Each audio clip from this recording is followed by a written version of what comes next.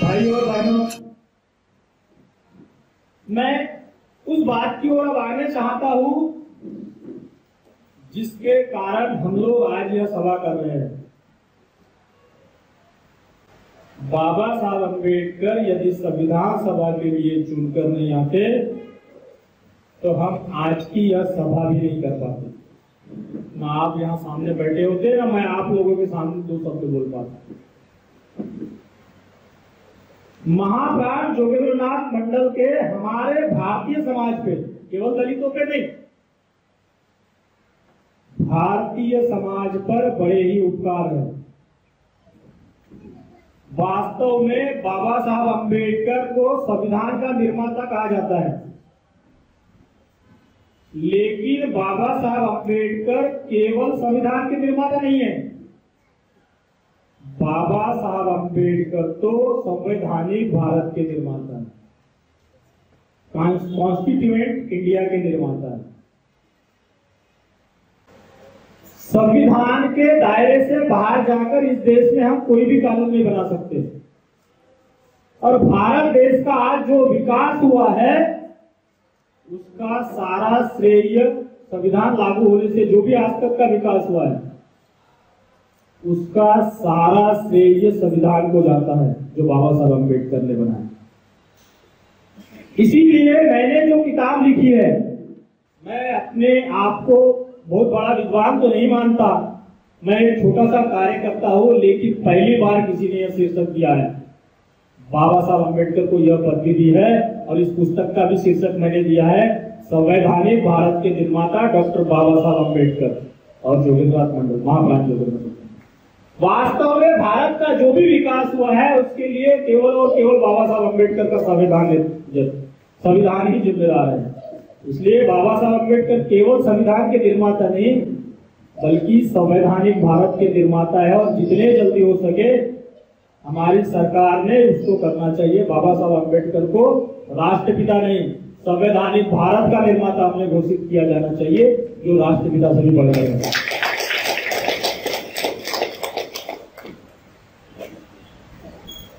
मित्रों, भारत में बाबा साहब अम्बेडकर ने जब संविधान बनाया,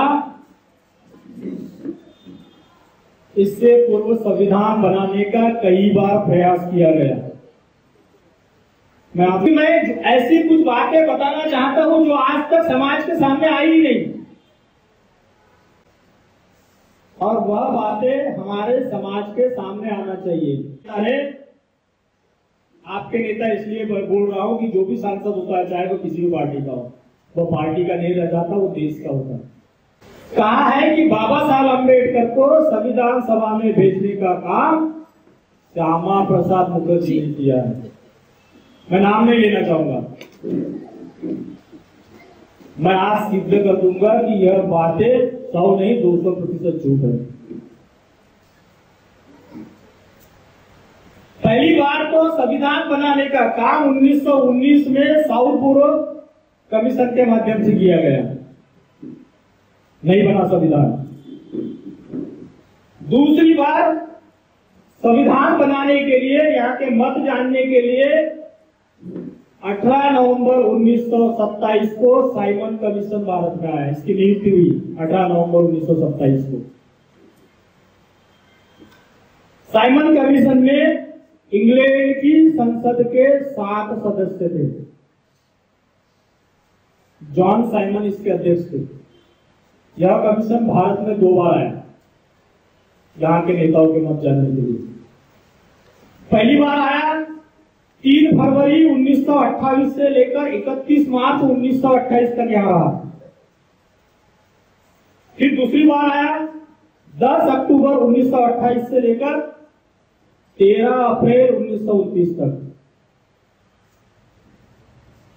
इन्होंने रिपोर्ट पेश की साइमन कमीशन ने लेकिन इस रिपोर्ट को कांग्रेस ने मानने से इनकार कर दिया। इसका विरोध किया कांग्रेस ने। तो उस समय के जो भारत मंत्री थे, इंग्लैंड में एक मंत्री ऐसे रहते थे जो भारत की बागडोर संभालने के लिए रहते थे, उसको भारत मंत्री कहा जाता था। और उस भारत मंत्री का नाम था लॉर्ड बर्कनहेड। जब कांग्रेस ने साइमन कमीशन की रिपोर्ट मानने से इनकार कर दिया, साइमन कमीशन की रिपोर्ट के आधार पर भी ब्रिटिश संविधान बनाना चाहती थी। इस रिपोर्ट को जब कांग्रेस ने मानने से इनकार कर दिया तो भारत मंत्री उस समय के लॉर्ड बर्कनहेड ने भारतीयों को चुनौती दे दी कि ठीक है, हमारी रिपोर्ट आप लोग नहीं मानते, कोई बात नहीं, तो आप ही एक ऐसा संविधान बनाकर दिखाए जो भारत के सभी जाति और वर्ग के और धर्म के लोगों को मान्य हो। अर्थात एक ऐसा आप संविधान बनाओ जो सर्वसम्मत हो, उसको हम मान लेंगे, संविधान भारतीय संविधान के तौर पर लागू कर देंगे। इस चुनौती को कांग्रेस ने स्वीकार किया और एक कमेटी बनाई गई और इस कमेटी के अध्यक्ष थे, संविधान समिति बनाई गई संविधान बनाने के लिए कांग्रेस ने, उसके अध्यक्ष पंडित मोतीलाल नेहरू थे। इस समिति में जो सदस्य थे, पूरा प्रूफ के साथ बता रहा हूं मित्रों, कोई झूठ नहीं है इसमें सदस्य थे बैरिस्टर एम.आर. जयकर, माधव श्रीहरि अरे, तेज बहादुर सप्रू, सर अली इनाम, नाम जोशी, सोएब कुरैशी, सुभाष चंद्र बोस, मंगल सिंह जयकर को भी इसने लिया था, लेकिन इन्होंने इसकी सदस्यता स्वीकार करने से मना कर दिया था। और इसके समिति के सेक्रेटरी थे पंडित जवाहरलाल जी नेहरू। बाप अध्यक्ष था तो बेटा सेक्रेटरी था। इन्होंने जो संविधान बनाया वह नेहरू रिपोर्ट के नाम से प्रसिद्ध है, जिस पर लखनऊ के सर्वदलीय सम्मेलन में विचार किया गया था। यह रिपोर्ट ब्रिटिशों को सौंपी गई। जब ब्रिटिशों ने इसका अध्ययन किया, उसमें देखा कि यह सभी वर्गों के लोगों को मान्य नहीं हो सकती। उन्होंने इस रिपोर्ट को मानने से इनकार कर दिया ब्रिटिशों ने कि हम इसको नहीं मान सकते, केवल यह एक ही जाति का और एक ही वर्ग का प्रतिनिधित्व करती थी वो रिपोर्ट। इसलिए ब्रिटिशों ने उसको मानने से इनकार कर दिया, उनको रद्दी की टोकरी में डाल दिया। और बाद में इस रिपोर्ट को कांग्रेस ने विरोध के तौर पर रावी नदी में बहा दिया। संविधान बनाने का यह सपना भी अधूरा ही रह गया, संविधान नहीं बन सका। तीसरी बार गोलमेज सम्मेलन के माध्यम से संविधान बनाने का प्रयास किया गया। 3 सम्मेलन में गोलमेज सम्मेलन। पहला सम्मेलन 12 दिसंबर 1930 से लेकर 19 जनवरी 1931 तक चला, जिसका कांग्रेस ने बहिष्कार किया था और बाबा साहब अम्बेडकर इस सम्मेलन में गए थे। पहले गोलमेज सम्मेलन में डॉक्टर बाबा साहब अम्बेडकर गए थे और उन्होंने उस समय के जो प्रधानमंत्री थे, उस प्रधानमंत्री के सामने उन्होंने कहा कि भारत में भारतीयों की सरकार चाहिए, भारतीयों के लिए चाहिए और भारतीयों के द्वारा चाहिए। आगे बाबा साहब अम्बेडकर कहते थे कि वह दिन अब चले गए जब आप लोग राज करते थे और हम सह लेते थे, कभी नहीं लौटने के लिए। कभी नहीं लौटेंगे वो दिन। इसका मतलब होता है ब्रिटिशों अब तुम्हारे दिन भर गए भारत से, अब बोरिया बिस्तरा लपेटो और चले जाओ, अर्थात भारत छोड़ दो। यह बात बाबा साहब अम्बेडकर कब कह रहे हैं? 1930 में कह रहे हैं। कांग्रेस ने भारत छोड़ो का नारा कब लगाया? बाबा साहब अम्बेडकर के कहने के 12 साल बाद। कौन राष्ट्रभक्त है? कौन आजादी का आंदोलन चला रहा था? कांग्रेस तो चाह रही थी हमें भी हिस्सा मिल जाए बस का, ब्रिटिश जाए या बच जाए। लेकिन आजादी का आंदोलन तो बाबा साहब अम्बेडकर को भी माना जाता है। बाबा साहब अम्बेडकर स्वतंत्रता सेनानी थे, उनको केवल दलितों का नेता कहा जाता है। वास्तव में बाबा साहब अम्बेडकर सच्चे स्वतंत्रता सेनानी थे। और एक बात दोहराना चाहता हूं, बताना चाहता हूं, गांधी जी ने नमक सत्याग्रह कब किया? मार्च 1930 में किया। बाबा साहब अम्बेडकर 1915-16 के आसपास अपने डीएसपी के प्रबंध में कहते हैं, भारत ब्रिटिश व्यापारी लोग क्या कह रहे हैं? बाबा साहब अम्बेडकर कहते हैं ब्रिटिश सरकार भारत में जो व्यापारी है उसको जो लोन देती है, जो कर्ज देती है, उस कर्ज में तो छूट देती है, लेकिन वही ब्रिटिश सरकार जो हमारे गरीब भाई है जिनको सब्जी भी नसीब नहीं होती, रोटी को नमक लगाकर खाते हैं, उसी नमक पर ब्रिटिश सरकार कर लगाती है, टैक्स लगाती है। यह ब्रिटिश सरकार गरीबों की हिमायती नहीं है। गरीबों के जो नमक का कर लगाया है वह हटा देना चाहिए। गांधी जी को कब याद आया? बाबा साहब अम्बेडकर के कहने के 15 साल बाद याद है। जो बात बाबा साहब अम्बेडकर ने अपने प्रबंध में 15 में कही, उस बात को गांधी जी ने 30 में उठाया 15 साल बाद। भारत छोड़ो आंदोलन की बात बाबा साहब अम्बेडकर ने ब्रिटिश प्रधानमंत्री रैमसे मैकडोनाल्ड की छाती पर इंग्लैंड में बैठकर बोला, उनके सामने बोला, हम यहां पर भारत में आंदोलन करते रहे, क्या भारत छोड़ो अब तुम्हारा काम नहीं, अब भारत में भारत के लोग ही राज चलाएंगे, भारत की जनता ही देख लेगी क्या करना है। वह बात कांग्रेस को 12 साल बाद याद है। वास्तव में बाबा साहब अम्बेडकर राष्ट्र निर्माण का काम करते थे। 1942 से 46 तक यदि देखें, बाबा साहब अम्बेडकर वाइसराय की केंद्रीय कार्यकारिणी में थे, बताओ, लेबर मिनिस्टर और पीडब्ल्यू मिनिस्टर।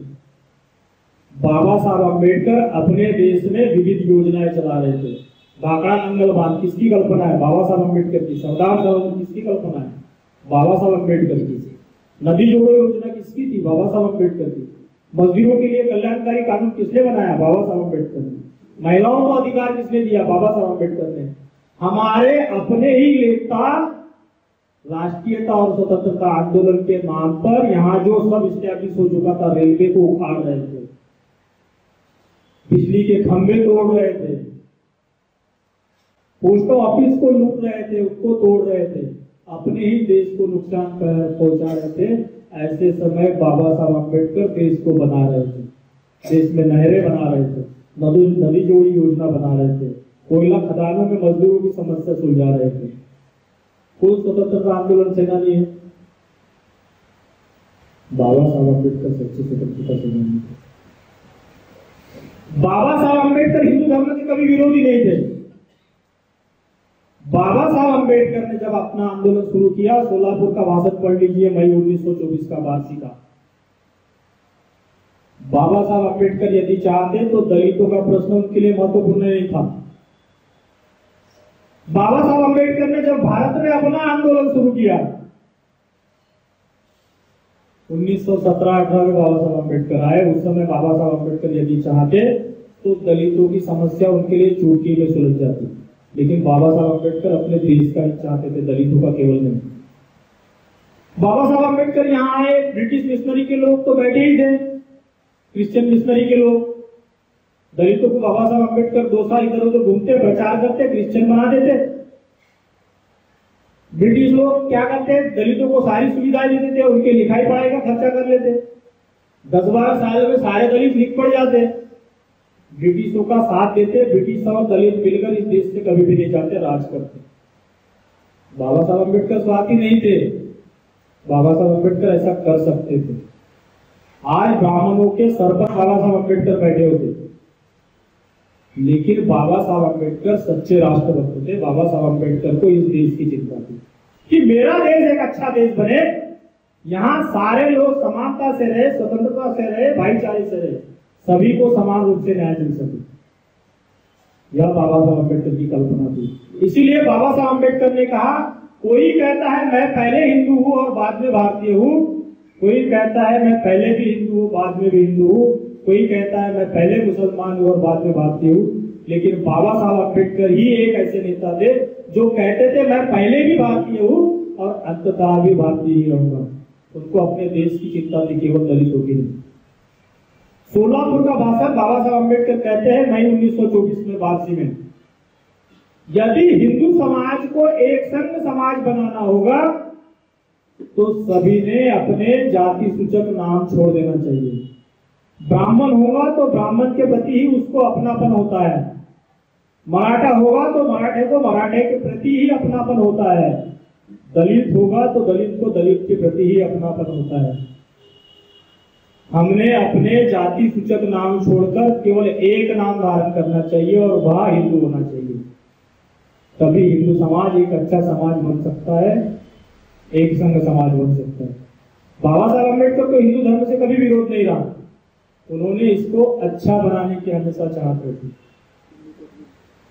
लेकिन जब बाबा साहब अम्बेडकर ने देखा कि ऐसा नहीं हो सकता, तभी उनको घोषणा करनी पड़ी कि मैं हिंदू धर्म में पैदा हुआ लेकिन हिंदू धर्म में मरूंगा। उसके बाद उन्होंने बुद्ध धर्म की राह चुनी है।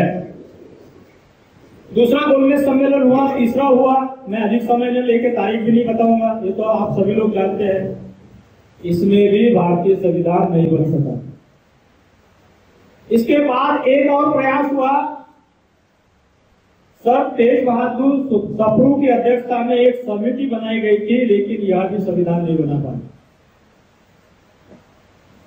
जुलाई 1945 में ब्रिटेन में लेबर पार्टी की सरकार बनी और प्रधानमंत्री एटली प्रधानमंत्री बने,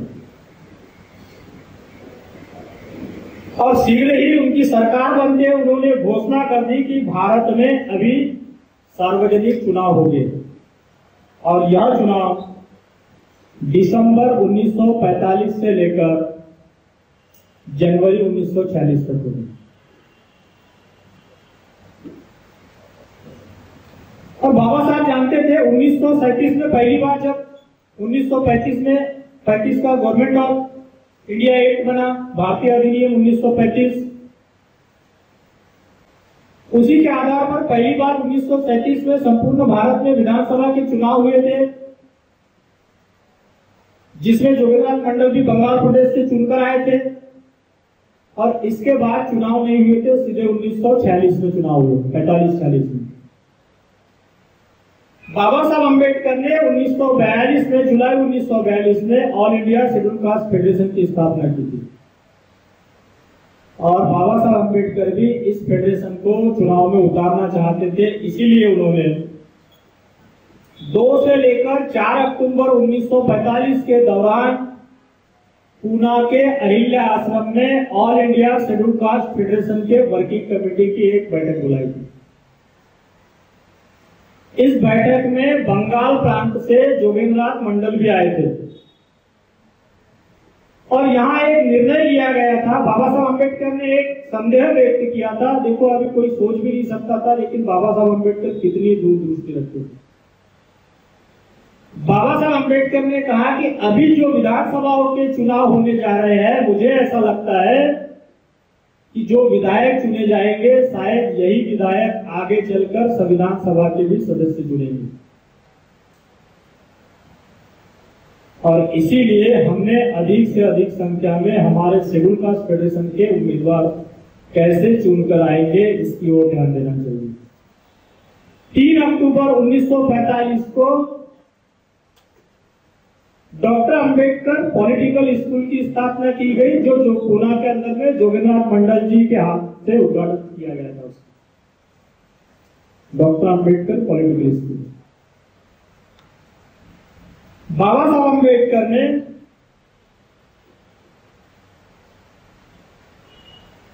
कुल भारतवर्ष में दलितों के लिए जो आरक्षित सीटें थी विधानसभाओं की 177 सीटें आरक्षित थी संपूर्ण भारतवर्ष में। जो बाबा साहब अम्बेडकर ने विभक्त मतदार संघ जो दलितों के लिए चुना था, कांग्रेस ने जिसका विरोध किया था, गांधी जी ने जिसका विरोध किया था और बाद में संयुक्त मतदार संघ मिला, इसके तहत 177 जगह संपूर्ण भारतवर्ष में दलितों के लिए आरक्षित रखी गई। 30 नवंबर 1945 को अहमदाबाद से डॉक्टर बाबा साहब अम्बेडकर ने अपने चुनाव प्रचार की शुरुआत की और संविधान के बारे में डॉक्टर बाबा साहब अम्बेडकर कहते हैं, दलितों की सहमति लिए बगैर यदि इस देश में कोई भी संविधान बनाया जाता है और दलितों के हितों की बात यदि उसमें नहीं होगी तो हम उस संविधान को मानने के लिए बंधनकारी नहीं होंगे। 177 सीटें दलितों के लिए आरक्षित थी, लेकिन शेड्यूल कास्ट फेडरेशन के पास ना तो ऐसे लोग थे ना पैसा था। इसीलिए बाबा साहब अम्बेडकर ने केवल गिने चुने सीटों पर अपने उम्मीदवार खड़े किए थे। 51 जगहों से अपने उम्मीदवार संपूर्ण भारत में बाबा साहब अम्बेडकर ने 51 उम्मीदवार खड़े किए, जिसमें मद्रास से 24 लोगों को खड़ा किया था, मुंबई से 5 लोग खड़े हुए थे, बंगाल से 6 लोग खड़े हुए थे, उत्तर प्रदेश से 5 लोग खड़े हुए थे और सीपी एंड बेरार से 19 लोगों को बाबा साहब अम्बेडकर ने विधानसभा के लिए खड़ा किया था। फरवरी 1946 में चुनाव संपन्न हुए